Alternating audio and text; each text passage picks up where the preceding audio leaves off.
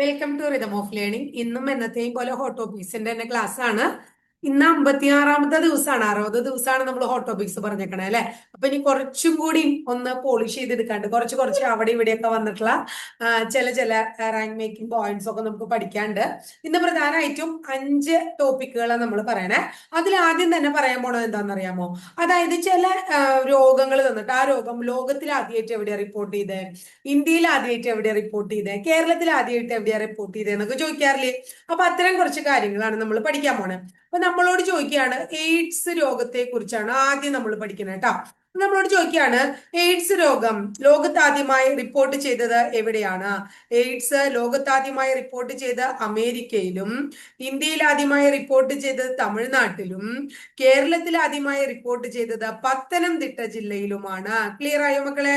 AIDS ലോകത്ത് ആദ്യമായിട്ട് അമേരിക്കയില്, ഇന്ത്യയിൽ ആദ്യമായിട്ട് തമിഴ്നാട്ടില്, കേരളത്തിൽ ആദ്യമായിട്ട് പത്തനംതിട്ടയില്. ക്ലിയർ ആയില്ലേ? ഇനി അടുത്തത് നിപ്പ. നിപ്പ ഇപ്പൊ എപ്പോഴും ചോദിക്കുന്ന ഒരു ചോദ്യമാണ് നിപ്പ അല്ലെ. നിപ്പ ലോകത്ത് ആദ്യമായിട്ട് മലേഷ്യ, സിംഗപ്പൂർ എന്നിവിടങ്ങളിലാണ് റിപ്പോർട്ട് ചെയ്തത്. 2 സ്ഥലത്ത് റിപ്പോർട്ട് ചെയ്തിട്ടുണ്ട് കേട്ടോ. മലേഷ്യയിലും സിംഗപ്പൂരിലുമാണ്. പക്ഷെ ഇതങ്ങനെ ചോദിച്ചു കണ്ടിട്ടില്ല. ഇന്ത്യയിലാച്ചാ ചോദിക്കണേച്ചാ നമ്മൾ പറയും വെസ്റ്റ് ബംഗാളാണ്. ഏറ്റവും കൂടുതൽ ചോദിച്ചേണ്ടത് കേരളത്തിലാണ്, കോഴിക്കോടാണ്.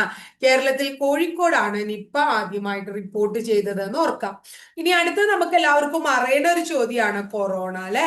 ചൈനയിലെ വുഹാൻ എന്ന് പറയുന്ന സ്ഥലത്താണ് ആദ്യമായിട്ട് കൊറോണ റിപ്പോർട്ട് ചെയ്തത്. ഇന്ത്യയിൽ ആദ്യമായിട്ട് കേരളത്തിലാണ് റിപ്പോർട്ട് ചെയ്തത്. കേരളത്തിൽ ആദ്യമായിട്ട് തൃശ്ശൂർ ജില്ലയിലാണ് റിപ്പോർട്ട് ചെയ്തത് എന്നും ഓർത്തു വെക്കണം. ക്ലിയർ ആയില്ലേ എല്ലാവർക്കും? ഇനി അടുത്തത് സിക്ക വൈറസ്. സിക്ക വൈറസ് ആദ്യമായിട്ട് റിപ്പോർട്ട് ചെയ്തത് ഗുജറാത്തില് അഹമ്മദാബാദ് എന്ന് പറയുന്ന സ്ഥലത്താണ്. കേരളത്തിലാണ് ചോദിക്കണേ വെച്ചാൽ തിരുവനന്തപുരം ജില്ലയിലെ പാറശാലയിലാണ്. അത്രയും നമുക്ക് പഠിക്കാനുള്ളൂ കേട്ടോ. ഇനി അടുത്തത് ചിക്കുൻഗുനിയ.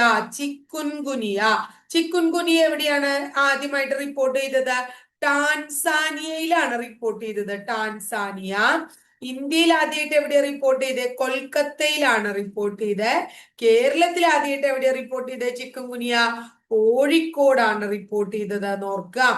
ഇനി അടുത്തത് നമ്മളോട് ചോദിക്കാം ഒമിക്രോൺ. ഒമിക്രോൺ ലോകത്താദ്യമായിട്ട് റിപ്പോർട്ട് ചെയ്തത് സൗത്ത് ആഫ്രിക്കയിലാണ്. ഒമിക്രോൺ ഇന്ത്യയിൽ ആദ്യമായിട്ട് റിപ്പോർട്ട് ചെയ്തത് കർണാടകയിലാണ്. കേരളത്തിൽ ആദ്യമായിട്ട് റിപ്പോർട്ട് ചെയ്തത് എറണാകുളം ജില്ലയിലാണ്. ഒമിക്രോൺ. ക്ലിയർ ആയില്ലോ? അപ്പൊ AIDS, corona, Omicron, Nipah, Zika, chikungunya അങ്ങനെയുള്ള കാര്യങ്ങളൊക്കെ നമ്മൾ പഠിച്ചു അല്ലെ. ഇനി നമ്മളോട് ചോദിക്കാറുണ്ട് പക്ഷിപ്പനി ആദ്യമായിട്ട് റിപ്പോർട്ട് ചെയ്തത്. പക്ഷിപ്പനി ഇന്ത്യയിൽ ആദ്യമായിട്ട് റിപ്പോർട്ട് ചെയ്തത് മഹാരാഷ്ട്രയിലാണ്. പക്ഷിപ്പനി ഇന്ത്യയിൽ ആദ്യമായിട്ട് മഹാരാഷ്ട്രയില്. പന്നിപ്പനി ഇന്ത്യയിൽ ആദ്യമായിട്ട് എവിടെയാണ്? പന്നിപ്പനി തെലുങ്കാനയിലാണ്.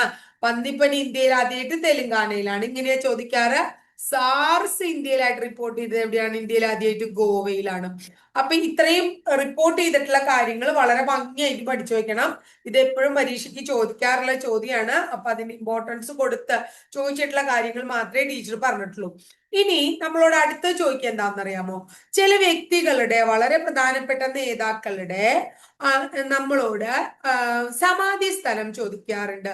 ഇപ്പൊ എക്സാമ്പിൾ പറയുകയാണെങ്കിൽ അംബേദ്കർ അല്ലെ, ഇന്ത്യൻ ഭരണഘടനയുടെ ശില്പിയാണ് അദ്ദേഹം. അദ്ദേഹത്തിന്റെ എന്താണ്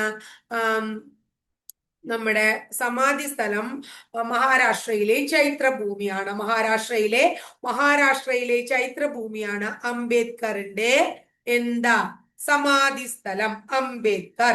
ഇനി അടുത്തത് എപ്പോഴും ചോദിക്കാറുള്ള വേറൊരാളാണ് രാജീവ് ഗാന്ധി. ഇവിടെ സമാധി സ്ഥലം എവിടെയാണ്? വീർഭൂമി, ഡൽഹിയിലെ വീർഭൂമിയാണ്.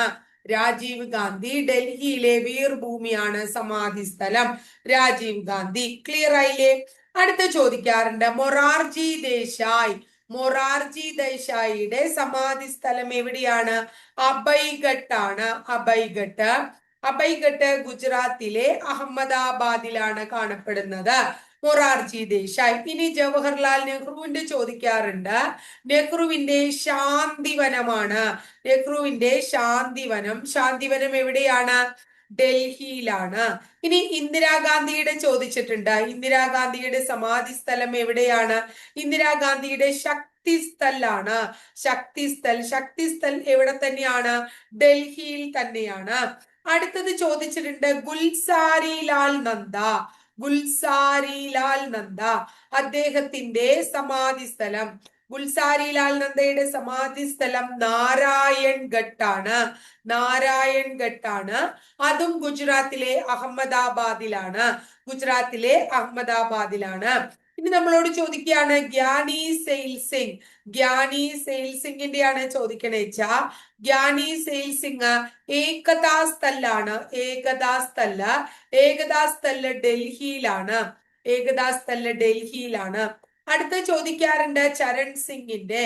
ചൗധരി ചരൺ സിംഗ് എല്ലാവർക്കും അറിയാം. ചരൺ സിംഗിനെ കേട്ടിട്ടുള്ള ആൾക്കാരാണ് നിങ്ങൾ അല്ലെ. കിസാൻ ഘട്ടാണ്. കിസാൻ ഘട്ടും എവിടെ തന്നെയാണ്? ഡൽഹിയിലാണ്. കിസാൻ ഘട്ട് എവിടെയാണ്? ഡൽഹിയിലാണ്. ഇനി അടുത്തത് ശങ്കർ ദയാർ ശർമ്മ അല്ലെ. ശങ്കർ ദയാർ ശർമ്മ അദ്ദേഹത്തിന്റെ എന്താ പറയുന്നത് സമാധി സ്ഥലം കർമ്മഭൂമിയാണ്.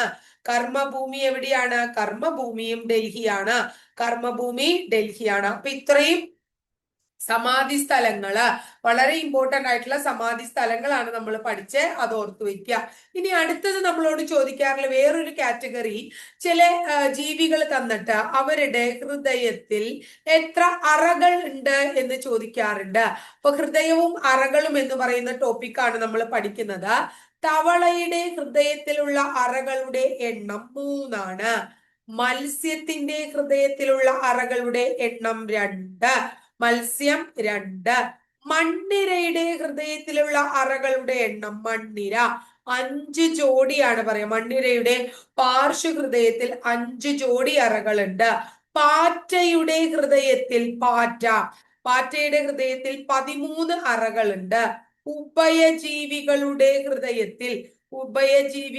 ഹൃദയത്തിൽ 3 അറകളാണുള്ളത്.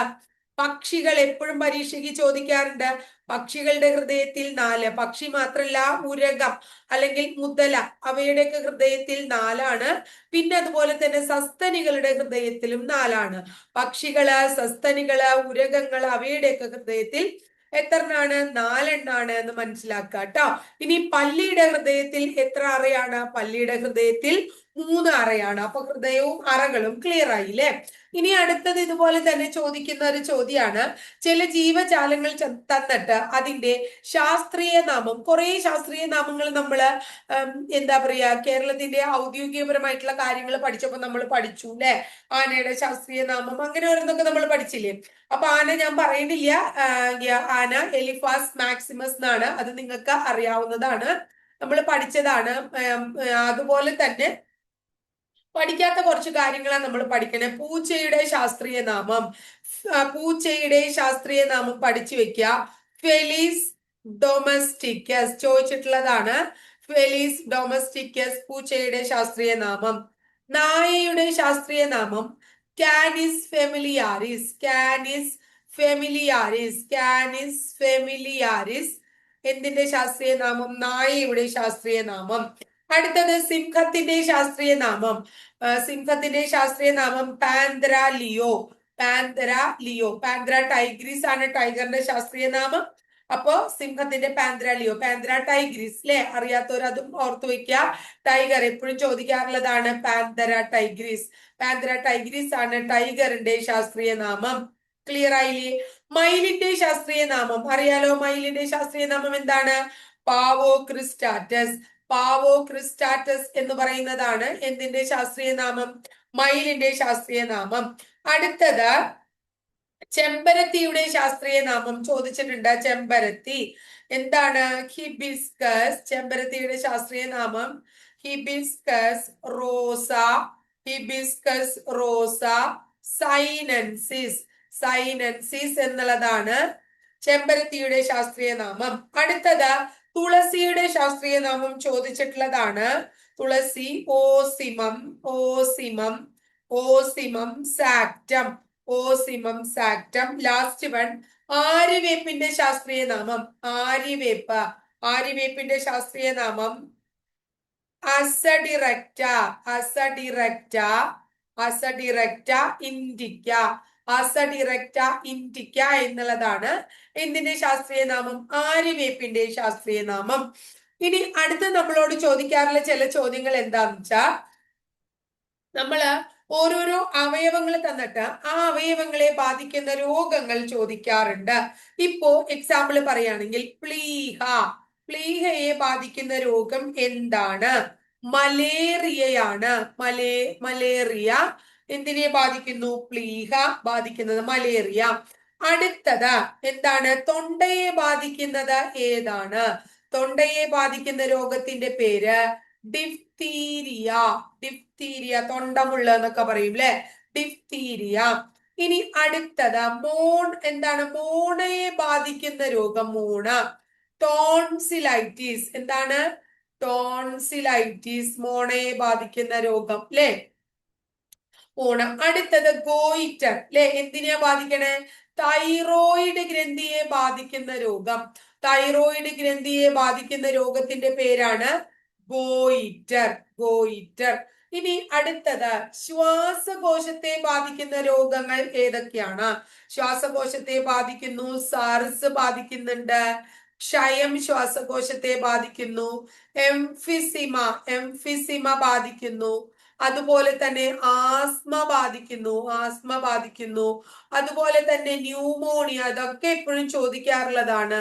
വില്ലൻ ചുമ, പിന്നെ നമുക്ക് എല്ലാവർക്കും പരിചിതമായിട്ടുള്ള COVID-19, ഇതൊക്കെ ബാധിക്കുന്നത് ശ്വാസകോശത്തെയാണ്. കുടലിനെ ബാധിക്കുന്ന രോഗങ്ങൾ ഏതൊക്കെയാണ്?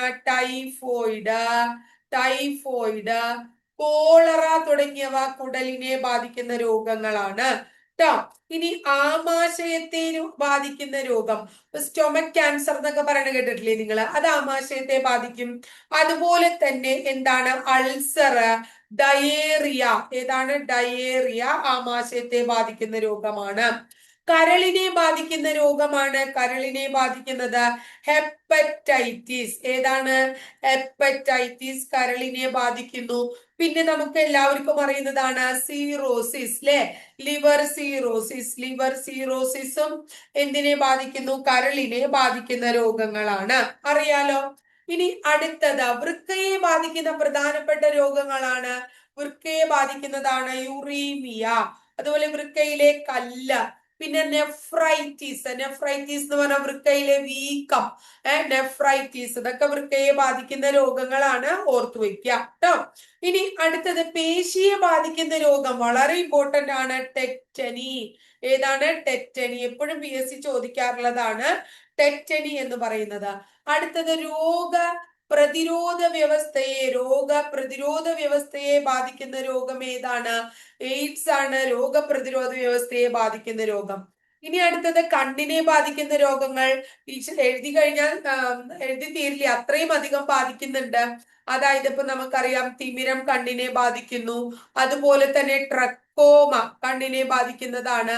ഇനി ടീച്ചർ എഴുതുന്നില്ല, ഹ്രസ്വദൃഷ്ടി, ദീർഘദൃഷ്ടി, വിഷമദൃഷ്ടി അല്ലെ, അതുപോലെ തന്നെ ഗ്ലോക്കോമ, അത് എപ്പോഴും ചോദിക്കാറുള്ള ഗ്ലോക്കോമ അല്ലെ, സിറോഫ്താൽമിയ, നിശാന്തത, വർണ്ണാന്തത, കോങ്കണ്ണ്, ചെങ്കണ്ണ്, അതുപോലെ വെള്ളെഴുത്ത്, പ്രസ്ബയോപ്പിയ എന്ന് വിളിക്കണം. ഇതൊക്കെ തന്നെ എന്തിനെ ബാധിക്കുന്നു? കണ്ണിനെ ബാധിക്കുന്നു.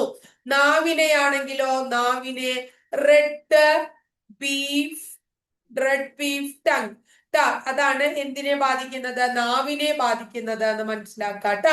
അപ്പൊ ഇനി അടുത്തത് ഹൃദയത്തെ ബാധിക്കുന്നത് നമുക്കറിയാം. എന്താണ്? ഹൃദയാഘാതം ഹൃദയത്തെ ബാധിക്കുന്നതാണ്. ആർട്ടറിസ്ക്ലിറോസിസ് ഹൃദയത്തെ ബാധിക്കുന്നു. ഉയർന്ന രക്തസമ്മർദ്ദം അല്ലെ, IBP എന്തിനെ ബാധിക്കുന്നു?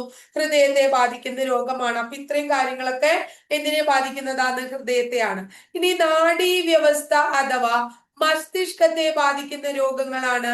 നമുക്ക് എല്ലാവർക്കും അറിയുന്ന എന്താ പറയുന്ന പക്ഷാഘാതം എന്ന് പറയുന്ന പക്ഷാഘാതം, അതുപോലെ തന്നെ അൽഷിമേഴ്സ് ഉണ്ടല്ലോ, വളരെ ഇമ്പോർട്ടന്റ് ആയിട്ടുള്ള അൽഷിമേഴ്സ്. പിന്നെ എന്താ പറയാ, കുഷ്ഠം നാഡീവ്യവസ്ഥയെ ബാധിക്കുന്ന രോഗമാണ്. കുഷ്ഠവും ഉണ്ട് കേട്ടോ അതിൽ, സ്കിൻ ഡിസീസ് ആണെങ്കിലും. ഇനി അപസ്മാരം, അതുപോലെ തന്നെ എന്താ പറയാ പേവിഷബാധ, പാർക്കിൻസൺസ്, പോളിയോ, മെനിഞ്ചൈറ്റീസ്, അങ്ങനെയുള്ളതൊക്കെ എന്തിനെ ബാധിക്കുന്നതാണ്? മസ്തിഷ്കത്തെ ബാധിക്കുന്ന ബാധിക്കുന്ന രോഗങ്ങളാണ്. അപ്പൊ ഇത്രയാണ് ഇന്നത്തെ ക്ലാസ്സിൽ നമ്മൾ 5 ടോപ്പിക്ക് പഠിച്ചു അല്ലെ. ഓരോരോ അവയവത്തെ ബാധിക്കുന്ന രോഗങ്ങള്, ശാസ്ത്രീയ നാമങ്ങള്, ഓരോ ഹൃദയത്തിലെ അറകള്, ഓരോരുത്തരുടെയും സമാധി സ്ഥലങ്ങള്, ഓരോരോ രോഗങ്ങൾ റിപ്പോർട്ട് ചെയ്തിട്ടുള്ള സ്ഥലങ്ങൾ. അപ്പൊ ഇത്രയും ഇന്നത്തെ ക്ലാസ്സില് ഭംഗിയായിട്ട് പഠിക്കാൻ. നമ്മൾ ഇനി 4 ദിവസം കൂടിയേ ഉള്ളൂ എന്താ ഓട്ടോപ്സിന്റെ ക്ലാസ്. അത് കഴിഞ്ഞാൽ നമുക്ക് എന്ത് ചെയ്യാം, SCRT പാഠഭാഗങ്ങൾ പഠിക്കാം കേട്ടോ.